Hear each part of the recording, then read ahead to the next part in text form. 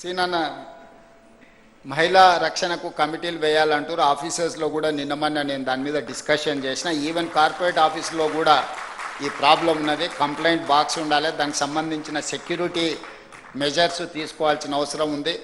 తప్పకుండా తీసుకుంటాం. అదేవిధంగా ప్రింట్ మీడియా, ఎలక్ట్రానిక్ మీడియాకు అథారిటీస్ ఉన్నాయి, complaining authority to examine their news and their views. Social మీడియాకు లేదు.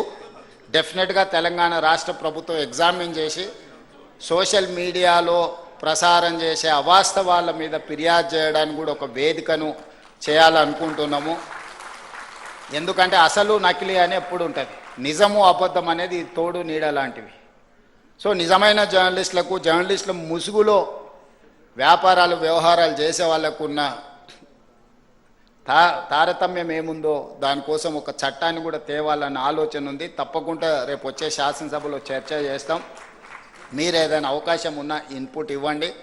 మీకు కొన్ని డెస్క్లో చేసే వాళ్ళకి ఏదో గుర్తింపు కార్డులు సమస్య అన్నట్టుగా కొంతమంది, ఎవరిని అట్లా లేదు. మేము అందరికీ స్పష్టంగా అన్ని అవకాశాలు, డెస్క్ జర్నలిస్ట్కి లేకపోతే మిగతా ఫీల్డ్ జర్నలిస్ట్లకి ఏం తేడా లేదు.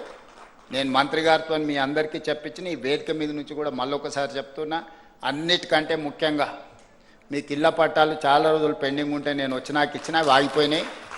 ఈ మహిళా దినోత్సవం, ఎందుకంటే ఇల్లు అనేది మహిళల చేతుల్లో ఉంటే మహిళల గౌరవం పెరుగుతుంది. ఒక వే ఫార్వర్డ్ ఏదో నేను ఆలోచన చేస్తున్నా. తొందరలోనే తప్పకుండా మీకు ఒక మంచి వార్త వినిపించే ప్రయత్నం చేస్తా.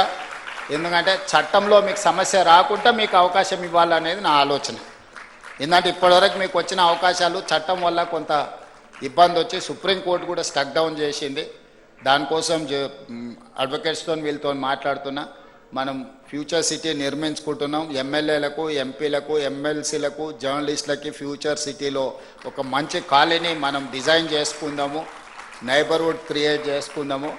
తప్పకుండా మహిళా జర్నలిస్టులు ముఖ్యంగా ఈ వేదిక మీద నుంచి ఎందుకు చెప్తున్నా అంటే, ఇంటికి వెళ్ళిన తర్వాత అందరికి చెప్పండి, మేము ఈరోజు మహిళా దినోత్సవం సందర్భంగా ఒక శుభవార్త తీసుకొని వచ్చినామని చెప్పండి. డెఫినెట్గా మంచి రోజులు వస్తాయి. ధన్యవాదాలు. Thank you very much sir. ఎంత స్ఫూర్తివంతమైన చక్కని సందేశాన్ని అందించారు. రేవంత్ రెడ్డి గారి డెడికేషన్, కరేజ్ మరియు పీపుల్ సెంట్రిక్ గవర్నెన్స్ వల్ల తెలంగాణ ఫ్యూచర్ బ్రైట్గా ఉంటుందని నమ్మకం మన అందరికీ ఉంది. సో మనం అందరూ సపోర్ట్ చేస్తే తెలంగాణ డెవలప్మెంట్ మరింత వేగంగా ముందుకు సాగుతుంది అనుకుంటూ